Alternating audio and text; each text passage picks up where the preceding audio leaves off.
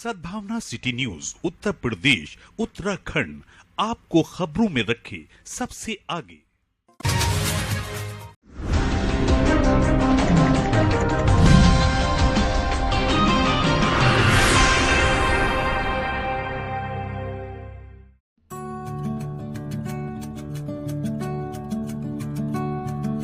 कुदर के उपचुनाव के मद्देनजर डींगरपुर में आयोजित ऑल इंडिया मजलिस-ए-इत्तेहादुल मुस्लिमीन की जनसभा में बोलते हुए एआईएमआईएम के प्रदेश अध्यक्ष शौकत अली ने कहा, मुसलमानों को सभी पार्टियों ने ठगा है। किसी ने भी मुसलमान की भलाई और तरक्की के लिए कोई काम नहीं किया, चाहे भाजपा हो, कांग्रेस हो या समाजवादी पार्टी। सभी ने मुसलमानों से सिर्फ वोट हासिल किया और उनके विकास और उन्नति के लिए कोई काम नहीं किया। भाजपा ने धर्म की राजनीति कर हिंदुओं को कमजोर करने का काम किया है। आपस में नफरत फैलाकर मजहब के नाम पर जनता को बेवकूफ बनाकर वोट हासिल कर रही है। उन्होंने मुसलमानों से एकजुट होकर सेकुलर पार्टी को वोट देने की अपील की। मुसलमानों को अपना नेता चुनना होगा जो बिना लालच के लिए ईमानदारी से मुसलमान की आवाज उठा सके और उनकी तरक्की तालीम के लिए काम करे। जनसभा में प्रदेश अध्यक्ष हाजी शौकत अली, प्रदेश प्रभारी माजिद हुसैन अंसारी, वारिस पठान, पवन राव अम्बेडकर, सरदार DS बिंद्रा, एहतशाम मंसूरी, प्रत्याशी हाफिज बारिस पाशा, जिला अध्यक्ष मोहिद फरगानी, संभल चेयरमैन मुर्शीद खान, शमीम तुर्की, साजिद सैफी, महानगर अध्यक्ष वकी रशीद, अशरफ अब्बासी, आलमगीर, वारिस पठान, जकीर आइनी, अब्दुल सलाम समेत हजारों की संख्या में लोग मौजूद और जो उसको वोट देते हैं वो ये भूल जाते हैं कि माया कुछ नहीं अदरक है, अच्छी नहीं है, खाली केतली है। इसीलिए केतली से भी सावधान रहना है। तुम्हारी फाइट इंशाअल्लाह आए दिन टेलीविजन पे, सोशल मीडिया के माध्यम से आपको खबरें मिल रही है कि आज देश में क्या हालात है। जिन लोगों ने इस देश को आजाद करवाया था, आज उन लोगों के ऊपर किस तरीके से तंज किया जाता है। आज उन नौजवानों की मॉब लिंचिंग की जाती है, गोश्त के नाम पर मारा जाता है, गाय के नाम पर मारा जाता है। मेरे दोस्तों, मेरे बुजुर्गों, हमारी मसाजिद का मामला है। इसी मुरादाबाद के अंदर 600 हमारे मदारिस को ताले लगा दिए गए। मेरे दोस्तों, मेरे बुजुर्गों, आप मुझे बताइए, क्या ये बात सच नहीं है कि हिंदुस्तान में बसने वाला कलमे ला इलाहा इल्लल्लाह मुहम्मदुर रसूलुल्लाह पढ़ने वाला आज दलित से बदतर अपनी जिंदगी को गुजार रहा है। और ये मैं नहीं कह रहा हूँ, इस मुल्क की जो कांग्रेस पार्टी ने, केंद्र की सरकार ने जिन कमेटियों का गठन किया, उन्होंने अपने सर्वे के आधार पर ये कहा कि हिंदुस्तान का मुसलमान दलित से बदतर है। चाहे वो राजेंद्र सच्चर कमेटी रही हो, चाहे वो कुंडू कमीशन रहा हो, चाहे वो मिश्रा कमीशन हो, इन हालात से निकलने के लिए आपके पास रास्ते क्या है? जो आज जुल्म ज्यादती अत्याचार नाइंसाफी आपके ऊपर हो रही है, इन सब से लड़ने के लिए आपके पास रास्ते क्या है? मेरे दोस्तों, मेरे बुजुर्गों, लोकतंत्र में ताकत अगर होती है तो वो डंडे झंडे और सियासी स्टेज की होती है। जिस समाज के पास अपना सियासी झंडा नहीं, अपना डंडा नहीं, अपना नेता नहीं, उस समाज को लोकतंत्र में इंसाफ नहीं मिलता। मेरे दोस्तों, मेरे बुजुर्गों, हद तो ये हो गई है कि हमारी शरीयत में मुदाखलत कर दी गई। ट्रिपल तलाक पर बिल लाया गया हिंदुस्तान की पार्लियामेंट में। बहुत सारे मुसलमान MP थे, लेकिन सबके सब खामोश थे, किसी ने आवाज नहीं उठाई। अगर किसी ने आवाज उठाई तो उस लीडर का नाम बैरिस्टर असदुद्दीन ओवैसी साहब था। मेरे दोस्तों, अपने इन्हीं तमाम नाम नहाज सेकुलर पार्टियों को वोट डाला। समाजवादी से नाराज हुए तो BSP को डाला, BSP से नाराज हुए तो समाजवादी को डाला। लेकिन सच बताइए कि आपके हिस्से में क्या आया? इन तमाम लोगों ने हमें डिस्पोजल गिलास की तरह, प्लास्टिक के गिलास की तरह इस्तेमाल किया। लेकिन जब हमें कुछ देने की बात आई तो इन लोगों ने यही कहा, मैंने तुमसे ये वादा थोड़ी किया था कि तुम मुझे वोट दो तो मैं तुम में तुम्हें अस्पताल बना करके दूंगा। हमने कभी अस्पताल, स्कूल, कॉलेज के नाम पर वोट नहीं डाला। हमने एक कंडीशन तक करके वोट दिया कि क्या तुम बीजेपी को रोक पाओगे। लेकिन मेरे दोस्तों, मेरे बुजुर्गों, उन्होंने जीतने के उसके बाद हमसे यही कहा जब आपने सवाल किया कि तुमने मुझे अस्पताल के लिए नहीं, तुमने कॉलेज के लिए नहीं, मेडिकल कॉलेज के लिए नहीं वोट दिया था, तुमने टोपी लगा करके आएगा तो हमारे स्टेज पर उसके लिए जगह नहीं है। वो अपने माथे पे तिलक लगाए और अपनी पहचान को बता करके आए, हम उसको गले से भी लगाएंगे और उसका वेलकम भी करेंगे। क्योंकि तुम अगर अपने धर्म को धोखा दे सकते हो, अपने समाज को धोखा दे सकते हो, तो हमारे पास टोपी लगा करके आने का मकसद ये है कि तुमने हमारे समाज को धोखा देने के लिए ये टोपी लगाई। मेरे दोस्तों, मेरे बुजुर्गों, कुंदरकी में भी तो यही चल रहा है ना। अरे इनके मुखिया हमारे प्रदेश के मुख्यमंत्री साहब महाराष्ट्र में गए, जाकर के कहा, बहन भाइयों, जो 5 वक्त उत्तर प्रदेश में हो हल्ला होता था वो मैंने शांत करा दिया।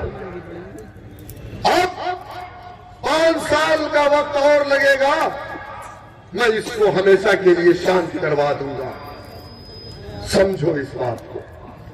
और उनका उम्मीदवार जिसका नाम रामवीर सिंह ठाकुर है, वो कुंदरकी में अपने सर पे टोपी लगा रहा है, कंधे पे रुमाल रख रहा है, हृदय परिवर्तन हो रहा है और इंशाअल्लाह बहुत जल्दी ये कलमा भी पढ़ लेंगे। ये धर्म परिवर्तन भी करेंगे स्वेच्छा से, जबरदस्ती नहीं, वरना हम पर मुकदमा लाद के जेल में डाल देंगे।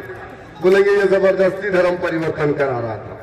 हम जबरदस्ती नहीं, दीन इस्लाम में ला इकराह फिद्दीन, कोई जोर जबरदस्ती नहीं है, स्वेच्छा से। लेकिन मुझे मालूम है ये इस्लाम कबूल करने के लिए नहीं, बल्कि इस्लाम वालों को दीन से दूरी बनाने के लिए अपने सरों पर टोपी लगा करके, अपने कंधे पर रुमाल रख करके मुसलमानों को धोखा देने के लिए आया। आपने सुना होगा इसका एक वीडियो, सुना कि नहीं सुना? जुमे की नमाज का वक्त था और इसकी एक जनसभा चल रही थी। इसने कहा कि मुसलमानों को 1 लाख रुपया दे दो तब भी ये जुमे की नमाज नहीं छोड़ता। लेकिन 1000 मुसलमान यहां बैठा है,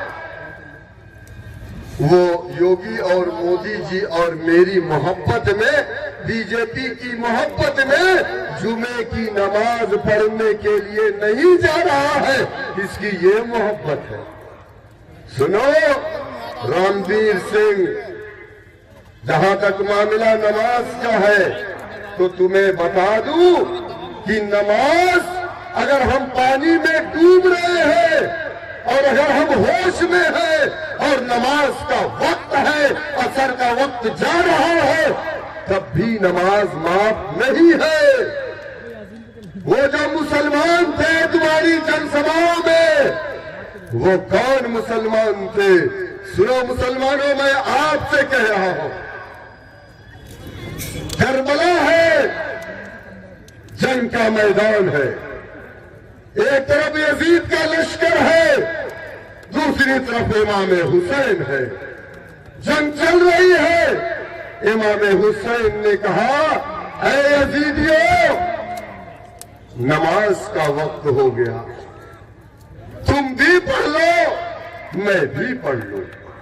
इमाम हुसैन ने करबला की उस जमीन पे तयम्मुम किया और नियत बाजी अल्लाह अकबर, सजदे में गए। यजीदियों ने आपको शहीद कर दिया।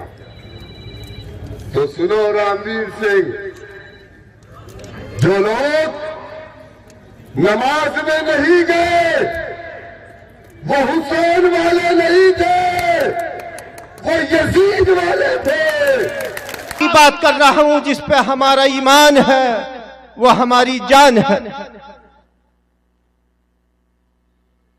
रब का मुकद्दस कलाम फरमाता है कि ऐ ईमान वालो, अल्लाह से डरो, सच्चों के साथ हो जाओ।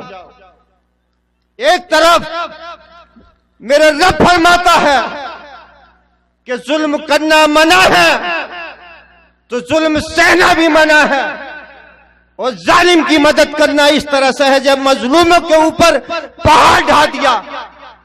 ऐ मेरी कौम के नौजवानों, ऐ मेरे बुजुर्गों, आप किस तरफ जा रहे हो? कभी आपने मुशाहिदा किया कि अल्लाह के कलाम की खिलाफ वर्जी हम कर रहे हैं? क्या तुम्हें अल्लाह के कलाम पे यकीन नहीं है? कि अल्लाह के फरमान पे तुम्हें यकीन नहीं है? जब अल्लाह के कलाम पे तुम्हें यकीन है, उसके फरमान पे यकीन है, तो आ जाओ अपने रास्ते पे। जब अपने रास्ते पे आ जाओगे तो कसम खुदा की तुम्हें कोई भी ये ताकतें तुम्हें सता नहीं सकती, तुम्हारे साथ जुल्म और सितम नहीं कर सकती।